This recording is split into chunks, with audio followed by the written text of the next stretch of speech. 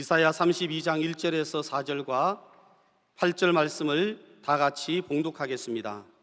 보라, 장차 한 왕이 공의로 통치할 것이요 방백들이 정의로 다스릴 것이며 또 그 사람은 광풍을 피하는 곳, 폭우를 가리는 곳 같을 것이며 마른 땅에 냇물 같을 것이며 곤비한 땅에 큰 바위 그늘 같으리니 보는 자의 눈이 감기지 아니할 것이요 듣는 자가 귀를 기울일 것이며 조급한 자의 마음이 지식을 깨닫고 어눌한 자의 혀가 민첩하여 말을 분명히 할 것이라. 존귀한 자는 존귀한 일을 계획하나니 그는 항상 존귀한 일에 서리라. 아멘. 오늘을 이사야 32장 말씀 가지고 존귀한 자는 존귀한 일을 계획하나니 같은 제목으로 함께 말씀을 나누기 원합니다.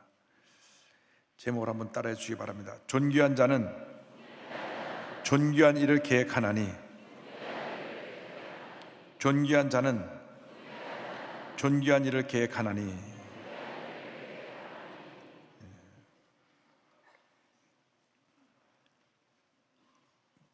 예수를 믿는 그 순간 우리에게 놀라운 일이 일어납니다. 우리의 신분이 완전히 바뀌어지는 것입니다. 마귀의 노예로 살던 우리가 존귀한 하나님의 자녀로 바뀌게 되는 것입니다. 그렇기 때문에 우리가 신분이 바뀌었기 때문에 새로운 신분에 맞는 새로운 삶을 살아야만 합니다. 이전에 잘못되었던 모든 모습을 다 내버리고 주님이 기뻐하시는 존귀한 자의 삶을 살아가야 되는 것입니다. 분명 예수 믿고 우리가 달라졌는데도 불구하고 많은 사람들이 아직도 옛사람에 머물러 있기 때문에 그 삶에 끊임없이 문제가 다가오는 것입니다. 분명히 이전 것은 지나갔으니 보라 새 것이 되었다고 주님 말씀하셨음에도 불구하고 옛날에 머물러 있기 때문에 우리는 상처투성의 인생을 살아가고 있는 것입니다. 우리는 주님 안에서 새롭게 변화된 축복받은 존귀한 하나님의 자녀라는 것을 잊지 말아야 합니다. 존귀한 하나님의 자녀가 된 우리를 의의 왕이 되신 예수 그리스도께서 오셔서 다스리시는 것입니다. 첫째로 예수님은 우리의 의의 왕이 되십니다. 이사야 30장 1절의 말씀입니다. 보라, 장차 한 왕이 공의로 통치할 것이요 방백들이 정의로 다스릴 것이며. 예수를 믿고 난 다음 예수님이 나에게 의의 왕으로 오셔서 내 삶 가운데 모든 죄악을 몰아내시고 내 삶에 주님의 의가 임하게 만들어 주시는 것입니다. 우리는 변화된 존재가 되었기 때문에 더 이상 어둠에 거하는 삶을 살면 안 됩니다. 우리가 이것을 깨달은 그 순간부터 철저하게 우리 모습 속에서 어두운 그림자를 내보내고 의의 왕 되신 예수님이 나를 다스려서 내 마음에 주님의 평화와 주님의 사랑과 주님의 은혜가 넘쳐나는 삶을 살아야 하는 것입니다. 이사야 선지자가 이 예언했던 시기는 아하스 왕이 유다를 다스렸던 시기입니다. 아하스 왕은 아주 악한 왕입니다. 하나님을 떠나서 우상 숭배에 앞장섰습니다. 바알 신상을 만들고 자식을 제물로 바치고 이런 악한 일을 행한 왕이었습니다. 그래서 하나님께서 그를 심판하셔서 북왕국 이스라엘이 쳐들어와 저들과 싸울 때에 하루 동안에 12만 명이나 죽고 전쟁에 피하여서 20만 명이 포로 끌려가는 그러한 큰 고난을 겪었던 사람입니다. 그럼에도 불구하고 그는 하나님께 엎드려 회개하지 아니하고 이웃 강대국인 아수르에게 도움을 요청했습니다. 근데 아수르가 유다를 도와주긴커녕 오히려 더 유다를 위협했습니다. 그래서 이 남왕국 유다는 완전히 고립되고 깊은 어려움에 처하게 되었던 것입니다. 그때 이사야가 한 왕이 나타나서 공의로 나라를 다스릴 것이라고 예언했습니다. 이 왕은 장차 아하스 왕의 왕위를 물려받을 아들 히스기야 왕을 가리키는 것이며 동시에 장차 올 메시아를 가리키는 것이기도 합니다. 그 아들 히스기야가 왕이 된 후에 큰 개혁운동을 일으켜서 유다 백성들의 신앙을 회복했습니다. 성전을 수리하고 성전의 모든 우상을 다 제거해버리고 대대적으로 유월절을 지켜서 온 이스라엘 백성이 하나님께 나와 예배드리게 했습니다. 히스기야 왕은 눈에 보이는 아수르도 애굽도 의지하지 아니하고 오직 만군의 하나님만 믿고 의지하고 나아갔던 것입니다. 그 결과 하나님께서 히스기야 왕과 함께 해주셔서 두 번에 걸친 아수르 대군의 침략을 물리치고 또 블레셋까지 점령하는 여하튼 놀라운 은혜를 체험하게 되었던 것입니다. 하나님의 말씀을 따르고 순종했을 때 하나님께서 그를 의로운 왕이라고 인정했고 그의 의로운 통치를 통해서 나라가 부강하게 만들어 주었습니다. 강대국의 틈바구니 속에서도 힘 있는 나라를 바라본 것이 아니라 오직 하나님만 의지하고 공의를 행할 때 하나님께서 나라를 굳건히 세워주신 것입니다. 근데 문제는 그 다음입니다. 우리 모두에게 주는 교훈이기도 합니다. 우리가 잘 될 때 조심해야 됩니다. 어렵고 힘들 때는 우리가 주 앞에 엎드려 기도합니다. 주님, 이 어려움을 이기게 하여 주옵소서. 주님, 이 고난을 잘 극복하게 해달라고 부르짖고 매달립니다. 그런데 고난을 통과하고 나서 하나님이 우리에게 큰 은혜와 축복을 베풀어 주시면 알게 모르게 그 신앙의 열심이 사라지고 내가 잘해서 그런가 보다 하는 교만에 사로잡히게 되는 것입니다. 이 교만이 얼마나 무서운지 모릅니다. 여러분, 잘 될 때 더 겸손하시기 바랍니다. 뭐가 형통한 일이 일어날 때 내가 잘해서 그런 것이 아니라 다 주님의 은혜인 것을 알고 더욱 겸손하기를 바랍니다. 하나님께서 복을 줘서 부귀영화가 그에게 하나님의 축복으로 다가왔을 때 이웃 강대국, 새로 태어난 강대국 바벨론의 사신들이 왔을 때 그걸 자랑하고 싶어 했습니다. 그들에게 자기 무기고와 자기 보물들 다 보여주었습니다. 내가 이렇게 부경화를 누리고 있다고 그들에게 자랑을 한 것입니다. 그러나 오히려 이 바벨론 사신들이 돌아가서 저 나라에 우리가 뺏어올 것이 많다고 우리가 그 나라를 쳐서고 뺏자고 하는 침략의 빌미를 제공한 그런 일이 되고 말았습니다. 히스기야 왕이 자신의 부경화를 자랑할 것이 아니라 하나님의 은혜, 하나님의 축복을 자랑했어야만 됩니다.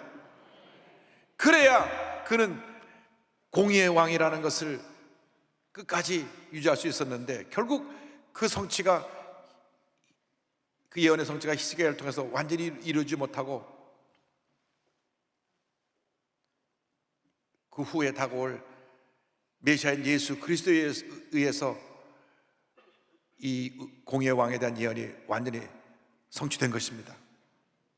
우리가 늘 성경의 교훈을 우리 마음판에 새기고 어려울 때나 잘 될 때나 주님만 믿고 의지하고 주님만 바로 나가는 주님의 귀한 백성이 되어야 될 것입니다. 우리에게 오신 예수님은 공의의 왕이십니다. 우리 삶 가운데 모든 불의를 제거하시고 주님의 은혜와 주님의 사랑과 주님의 축복이 임하도록 우리에게 복을 주시는 참으로 좋으신 주님이신 것입니다. 예수님은 하나님의 뜻을 따라 이 땅에 오셔서 육신을 입고 모든 고난을 겪으신 후에 십자가에서 우리 죄를 짊어지고 돌아가셨습니다. 십자가에서 우리의 죄와 가난과 저주를 못 박으시고 다시 부활하셔서 모든 이름에 뛰어난 이름을 가지고 모든 만물이 그 앞에 무릎을 꿇는 그러한 하나님의 아들로서의 사명을 감당하셨던 것입니다. 빌립보서 2장 9절로 10절은 설명합니다.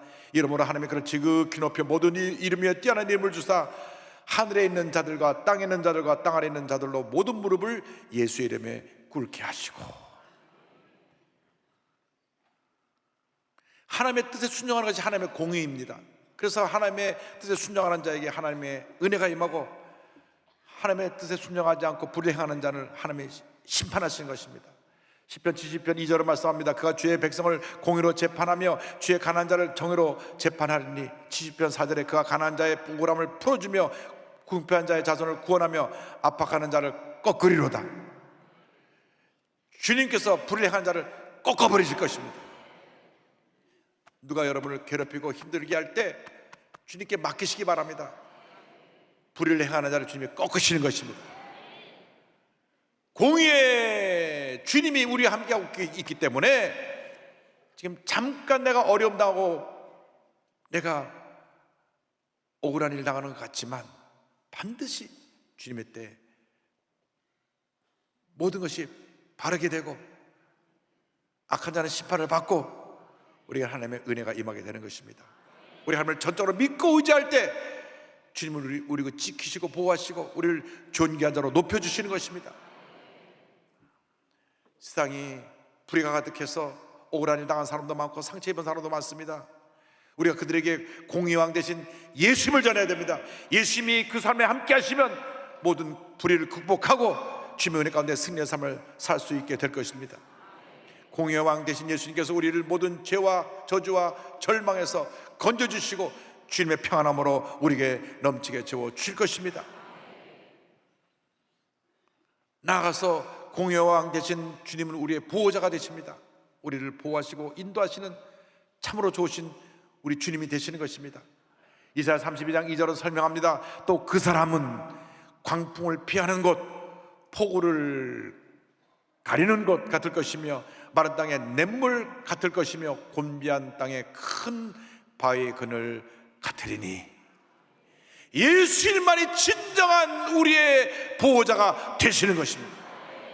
때때로 인생의 폭풍과 몰아칠 때가 있습니다. 한치 앞도 내다볼 수 없을 정도로 큰 고난이 우리 앞에 몰아닥쳐서 우리가 아무것도 할 수 없이 두 손을 놓고 그저 기분 절망의 자리에 주저앉아 있을 때가 다가오기도 합니다.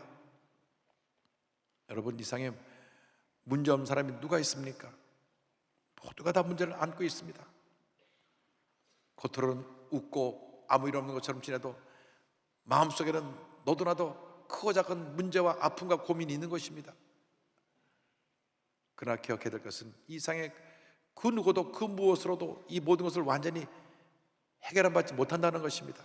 이러한 마음의 눌림에서 완전한 자유함을 얻을 수가 없습니다. 오직 예수님만이, 오직 예수님만이, 오직 예수님만이 우리를 모든 절망에서 건져주시고 우리를 자유케 만들어 주시는 위대한 주님이 되시는 것입니다. 주님만이 안전한 피난처가 되시는 것입니다. 그러므로 우리가 어려운 일을 당할 때, 문제를 많았을 때, 고통 가운데 있을 때, 남에게 말 못할 고민을 가지고 잠을 자지 못하고 눈물로 밤을 새울 때 우리의 피난처가 되신 예수님께로 나가야 되는 것입니다. 주님 앞에 나와 주여 나를 도와주옵소서 간절히 부르짖어 기도할 때 주님이 우리를 도와줄 것입니다. 말씀 한마디로 바람과 풍랑을 잠잠케 하신 예수님께서 우리에게 말씀하실 것입니다. 고난의 풍랑아 잠잠하라, 문제의 풍랑아 잠잠하라, 질병의 풍랑아 잠잠하라, 마음의 염려 근심 걱정의 풍랑아 잠잠하라. 사망의 권세를 이기시고 죄와 절망과 가난과 저주를 깨뜨리시고 부활하신 우리 주님 앞에 나갈 때 위대한 하나님의 은혜가, 축복이 우리에게 임하게 되는 것입니다. 우리 주님은 말하지 않는 샘물처럼 늘 샘솟듯한 기쁨을 우리에게 주시는 분입니다. 이 세상에 우리가 마시는 물은 다 우리에게 갈증을 가져다 주지만 주님이 주시는 이 생명의 물은 이 성령의 생수는 우리 속에서 강물을 이루고 우리 마음에 평안함을 넘치게 채워줄 것입니다. 주님은 우리를 모든 절망의 자리에서 건져주시고 우리를 그 품에 꼭 안으시고 우리의 눈물을 닦아주시고 우리 모든 상처를 치료해 주시고 우리 일생을 은혜 가운데로 인도해 주시는 것입니다. 마치 목자가 양을 돌보시는 것처럼 그렇게 우리를 돌보십니다. 이사야 40장 10절입니다. 그는 목자같이 양떼를 먹이시며 어린 양을 그 팔에 모아 품에 안으시며 천문을 안 것들을 온순히 인도하시리로다. 예수님이 그렇게 우리를 돌보고 계십니다. 목자 양을 돌보는 것처럼 늘 우리의 일거수일투족을 지켜보고 계시고 필요한 것이 무엇인지 우리가 어떤 업을 당하고 있는지 살펴보시고 우리를 돌봐주시는 것입니다. 일시적인 보호가 아닙니다. 예수 믿는 그 순간부터 우리가 나이 들어서 총갈 때까지 우리 일생을 주님이 지키시고 돌보시고 함께 하시고 인도해 주십니다. 이사야 46장 3절로 4절은 설명합니다. 야곱의 집이여 이스라엘 집에 남은 모든 자여 내게 들을지어다. 배에서 태어남으로부터 내게 안겼고 태에서 남으로부터 내게 업힌 너희여 너희가 노년에 이르기까지 내가 그리하겠고 백발이 되기까지 내가 너희를 품을 것이라. 내가 지었은즉 내가 업을 것이요 내가 품고 구하여 내리라. 어린아이가 태어나서 스스로 걷지 못합니다. 부모의 돌봄이 없이는 어린아이가 자랄 수가 없습니다. 그래서 늘 부모가 품에 안고 있든지 업고 다니는 것입니다. 그런데 나이가 많으면 어린애가 된다고 나이가 90 넘고 100세 가까이 되면 또 어린애처럼 맘 놓고 걷질 못합니다. 휠체어를 타야 되고 누구의 도움을 받아야 됩니다. 그런데 성경은 배에서 남으로부터 우리를 업고 백발에 더 걷지 못할 때도 우리를 주님이 업고 가신다. 할렐루야, 할렐루야. 끝까지 주님만 믿고 자라는 여러분 되기를 바랍니다. 주님의 품 안에 거하시기 바랍니다. 주님이 여러분을 사랑하시고 돌보시고 일생을 인도해 주실 것입니다. 어떻게 이스라엘 백성이 430년 동안 종살이 하다 구원을 받았습니까? 노예를 살던 그들이 어떻게 최대의 강대국인 애굽에서 벗어날 수가 있었습니까? 하나님께서 능력의 손으로 저들을 붙들고 구원해내시기 때문인 것입니다. 성경을 보니까 마치 독수리가 그 새끼를 얻고 날아간 것처럼 저들을 기적적으로 구원했다고 설명하고 있습니다. 출애굽기 19장 4절입니다. 내가 애굽 사람에게 어떻게 행하였음과 내가 어떻게 독수리 날개로 너희를 업어 내게로 인도하였음을 너희가 보았느니라. 그들이 애굽을 빠져나왔을 때 앞에 홍해가 가로막혔습니다. 뒤에는 바로의 군사가 쫓아옵니다. 완전히 그 사이에서 멸망받을 수 없었는데, 발 수밖에 없었는데 하나님께서 홍해를 가르시고 홍해를 육지로 건너게 하신 것입니다. 마치 독수리가 새끼를 얻고 날아가는 것처럼 그 절망의 바다를 날아 건너가게 하시고 뒤를 따라오는 바로의 군대가 물이 합쳐져서 완전히 멸망을 받게 만드셨던 것입니다. 상상도 못한 놀라운 방법으로 우리를 은혜의 길로, 축복의 길로, 기적의 길로 인도해 주고 계십니다. 그런 주님이 우리의 반석이 되시고 우리의 요새가 되시고 우리의 모든 것이 되시는 것입니다. 그래서 다윗이 시편 18편에 이런 고백을 합니다. 우리가 다윗의 고백을 다 같이 한번 하겠습니다. 18편 2절입니다.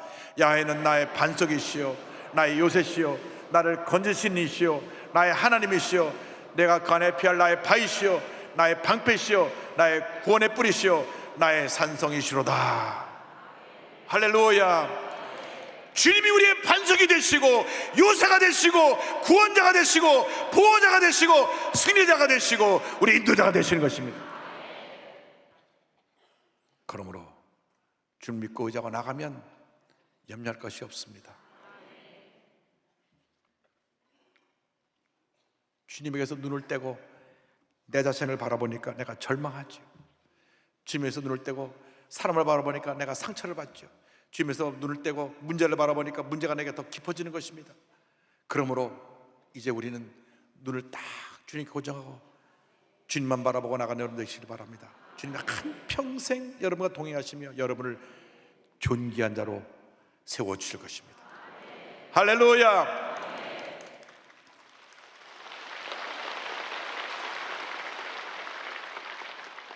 셋째로 존귀한 자로 세우시는 주님에 대해서 함께 말씀의 은혜를 나누기 원합니다. 전 이사야 30장 8절에 얼마나 은혜를 받은지 모릅니다. 존귀한 자는 존귀한 일을 계획하나니 그는 항상 존귀한 일에 서리라. 예수님이 우리를 존귀한 자로 세우신 것입니다. 우리 보통 사람이 아니라 주님 안에서 존귀한 자입니다. 우리 주님 안에서 존귀한 자입니다. 존귀한 일을 하라고 존귀한 자로 세운 것입니다. 지금까지 어떻게 산 것이 중요한 것이 아닙니다. 이제 깨달았으니 이제부터 존귀한 자로 살아가시기 바랍니다. 존귀한 일을 하시기 바랍니다. 한번 따라하세요. 나는 주 안에서 존귀한 자입니다. 나는 주 안에서 존귀한 자입니다. 여러분이 보통 사람이 아니라 존귀한 자입니다. 여러분 모두가 존귀한 자인 것입니다.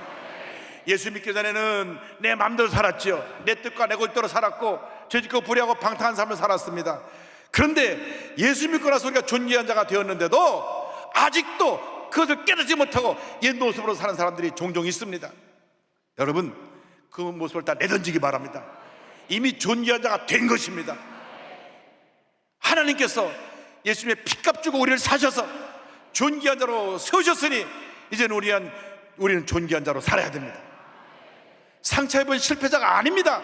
패배자가 아닙니다. 저주의 자식이 아닙니다. 존귀한 자입니다. 존귀한 자입니다. 존귀한 자입니다. 이제는 나의 꿈이 아닌 주님이 주신 거룩한 꿈을 품고 이제 나의 영광이 아닌 주님의 영광을 위해 살아가는 존귀한 자가 되어야 하는 것입니다. 세상 사람들이 나를 인정하지 않는다고 낙심하지 마십시오. 나를 물고 뜯는다고 상처받지 마십시오. 왜? 주님이 우리를 귀하게 보시는데. 할렐루야. 주님이 우리를 존귀하게 여기는데 누가 우리를 뭐라고 하겠습니까? 내가 지금 가진 것도 없고 몸도 건강하지 못하고 수많은 실패의 상처가 내 삶 속에 깊이 자국을 내고 있었다고 하더라도 여러분 그거 예수님 안에서 다 내던져 버리기 바랍니다. 시작 밑에 다 내려놓고 큰 꿈과 비전을 갖고 나갈 때 이전에 보지 못했던 놀라운 일들이 여러분 앞에 펼쳐질 것입니다. 요셉을 보세요. 17살 때 노예로 팔려갔습니다. 13년이란 긴 세월 동안 말할 수 없는 고난을 겪었습니다. 노예로 팔려갔다가 그 다음에는 죄인이 되어서 감옥에 죄수로 있었습니다. 그러나 그는 꿈을 잃지 않았습니다. 어디 가든지 하나님 형통케 하시고 13년이 지난 후에 하나님 그를 높이셔서 애굽의 총리 대신이 되어 존귀한 자로 그의 남은 여생을 쓰임받게 되었던 것입니다. 여러분 모두가 믿음의 사람, 꿈꾸는 사람, 존귀한 사람으로 살아가길 바랍니다. 히브리서 11장 1절과 2절은 말씀합니다. 믿음은 바라는 것들의 실상이요 보이지 않는 것들의 증거니 선지들이 이로써 증거를 얻었느니라. 거룩한 꿈을 꾸고 믿음으로 붙잡고 바라보며 나아가시길 바랍니다. 주님이 함께 하시고 반드시 그 꿈이 이루어지게 만들어 주실 것입니다. 고아로 또 실명하여 맹인으로 가장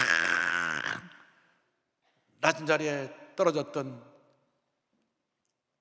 그 어디 희망을 바라봤던 한 소년이 예수님 안에서 주님 주신 약속의 말씀 붙잡고 꿈을 품고 존귀한 자로 되어 존경에 쓰임받은 강영우 박사라는 분이 있습니다. 한국인 1세대로는 최초로 미국의 백악관에 차관보의 자리까지 올라갔던 분입니다. 한국인 1세가 미국 가서 그렇게 높은 위치에 올라가긴 쉬운 일이 아닙니다. 그는 독실한 기독교 집안에 태어나서 처음에는 그저 부족함이 없는 삶을 살았습니다. 장남이었기 때문에 부모의 사랑을 많이 받았습니다. 아버님이 여러 척의 돛담배를 가지고 운송업을 했는데 근데 6.25 전쟁이 일어나면서 이 모든 배가 다 불에 타버리고 운송업을 접게 되었습니다. 전쟁이 끝난 다음에 서울로 올라오게 되었는데 서울로 올라온 지 1년도 안 돼서 아버님이 세상을 떠나셨습니다. 그의 불행은 그때부터 시작되어서 그가 중학생이 되어서 나가서 축구를 하다가 공을 눈에 맞았는데 2년 동안 수술하고 수술해도 있는 재산 다 팔아서 수술했는데 결국 눈을 멀고 말았습니다. 장남이 앞을 보지 못하게 됐다고 하는 그 말에 어머니가 충격을 받아서 뇌졸중으로 돌아가셨습니다. 졸지에 동생들을 돌봐야 될 처지가 된 누나는 부모 역할을 대신하느라고 돈을 벌어야 되니까 봉제공에 나가서 하루 종일 일을 하는데 밤낮없이 일하다가 2년 만에 과로로 세상을 떠납니다. 그런데 이 누나가 죽기 전에 참 놀라운 일을 했어요. 어서 얘기 들으니까 병을 고치는 목사님이 계시더라 하는 얘기를 듣고 그 자기 동생 앞을 보지만 동생의 손을 붙잡고 물어 찾아간 곳이 대조동 천막교회입니다. 대조동 천막교회 가서 조영희 목사님에게 우리 애 눈 뜨게 해달라고. 조 목사님이 처음 그때 그 강영호 그 박사를 받던 때를 이렇게 회상합니다. 나도 거저 목사인데 넌 왕 거지구나.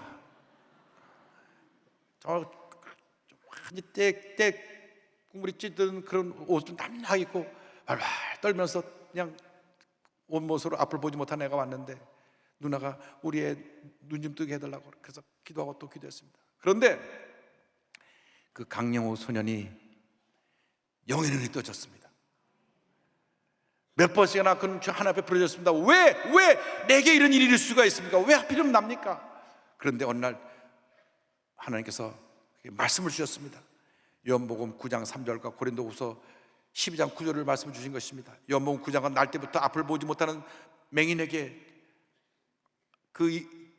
누구 죄냐고 물어봐 제자들의 물음에 이렇게 답하신 내용입니다. 예수께서 답하시되 이 사람이나 그 부모의 죄로 인한 것이 아니라 그에게서 하나님이 하신 일을 나타내고자 하십니다. 또 사도 바울에게 주신 말씀입니다. 나에게 이르시기를 내 은혜가 내게 좋거든 이는 내 능력이 약한 데서 온전하여짐이라 하신지라. 그러므로 도리어 크게 기뻐함으로 나의 여러 약한 것들에 대하여 자랑하리니 이는 그리스도의 능력이 내게 머물게 하려 함이라. 성경학자들은 사도 바울이 눈이 아주 나빴다고 이야기합니다. 실제로 성경을 보면 눈이 워낙 나빠가지고 편지를 쓸 때 누가 대신 부르면 써줬습니다. 그리고 큰 글씨로 써야 볼 수가 있었어요. 그렇게 눈이 안 좋았습니다. 하여간 눈 때문에 기도했든지 뭐 때문에 기도했든지 큰일이 세 번이나 하나님 앞에 고쳐달라고 기도하니까 본인은 죽은 사람도 살리고 모든 병을 다 고치는데 자기 병은 못 고쳤어요. 주님 말씀하시기를 내가 그렇게 약한 모습이 있어야 내가 더 강하게 너에게 역사한다. 그래서 그것을 하나님의 은혜로 알고 늘 사도 바울은 약한 모습으로 주님만 의지해서 위대한 역사를 일으켰습니다. 자신에게도 고난을 주신 것이 하나님의 뜻이 있는 것을 알고 그때부터 기도하기 시작했습니다. 하나님, 내가 하나님 영광에 쓰임받게 하여 주옵소서. 이제 내가 열심히 공부해서 나처럼 절망에 처한 사람들에게 꿈과 희망을 주게 하여 주시옵소서.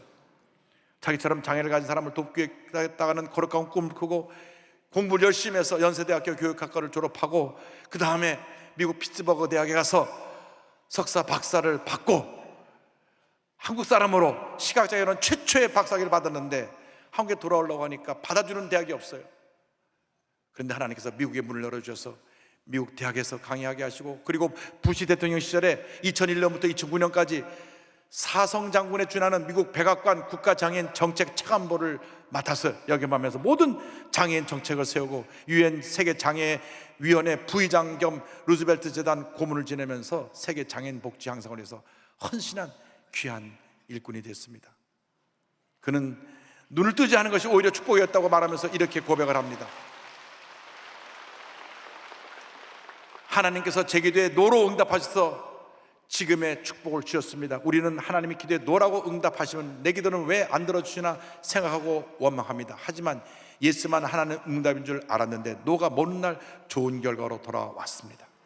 그는 육신의 눈을 뜨지 못했지만은 영의 눈이 떠져서 거룩한 꿈을 가지고 꿈을 이루었기 때문에 오히려 그때 응답 많아진 것이 축복이었다고 고백하는 것입니다. 이 축복은 자식뿐 아니라 그의 가정에게도 이루어져서 아버지처럼 눈 나쁜 사람을 눈 고통당하는 사람을 고쳐주겠다고 약속했던 기도했던 큰아들 강진석은 안과 의사가 되어가지고 워싱턴 안과 의사협회 회장까지 역임을 했고, 둘째 아들 진영이는 나는 변호사가 되어서 억울한 일 당한 사람 도와주겠다고 해서 결국은 그가 위대한 인물로 꼽힘받아서 또 오바마 행정부에는 백악관 법률 고문으로 쓰임받기도 했습니다. 할렐루야.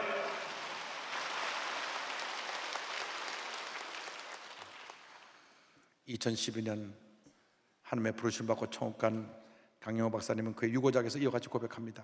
하나님은 나의 눈을 가져간 대신 나에게 너무나 많은 것을 주셨다. 하나님은 나의 실명을 통해 나의 삶뿐만 아니라 세상을 바꾸셨다. 실명을 하기 전 나는 딱히 세상을 살아가는 목적이 없었다. 원대한 꿈을 가지고 세상에 나아가 이 세상을 더 아름다운 곳으로 만들겠다는 생각 같은 것은 해본 적이 없었던 것이다. 그런데 실명을 하고 나서야 나는 꿈을 가졌다. 그때서야 온전히 하나님의 도구로 살아가겠다는 생각이 들었고 목표가 생기니 공부할 이유도 생겼다. 나는 세상 사람들에게 자랑스럽게 말할 수 있다. 나는 축복받은 사람이고 나의 장애는 하나님께서 나에게 내리신 저주가 아닌 축복이었다고. 할렐루야! 할렐루야!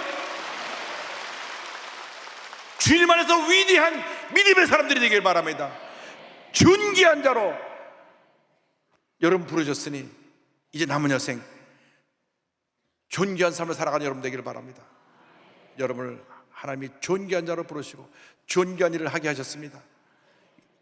이전처럼 그렇게 상처투성이에 실패투성이에 인생에 머물러 있지 말고 그것만 들여다보고 있지 말고 오늘 모든 것 다 내던져 버리고 여러분 앞에 펼쳐진 찬란한 축복의 미래를 바라보면서 위대한 하나님의 사람으로 쓰임받는 여러분 모두가 되기를 주님의 이름으로 축원합니다. 축원합니다. 축원합니다. 기도하겠습니다. 사랑과 은혜와 자비가 무한하신 하나님 아버지, 우리를 존귀한 자로 부르셨는데 우리가 그것은 깨닫지 못하고 그저 사소한 상처, 고난, 스트레스, 염려에 붙잡혀서 나의 신분을 잠깐 잊어버렸던 것을 회개합니다. 존귀한 자가 되었으니 이제 존귀한 자답게 살게 하여 주옵시고 믿음의 사람으로 살게 하여 주옵시고 복받은 사람으로 살게 하여 주옵시고 위대한 하나님의 사람으로 쓰임받게 하여 주옵소서. 예수님의 이름으로 기도드립니다. 아멘.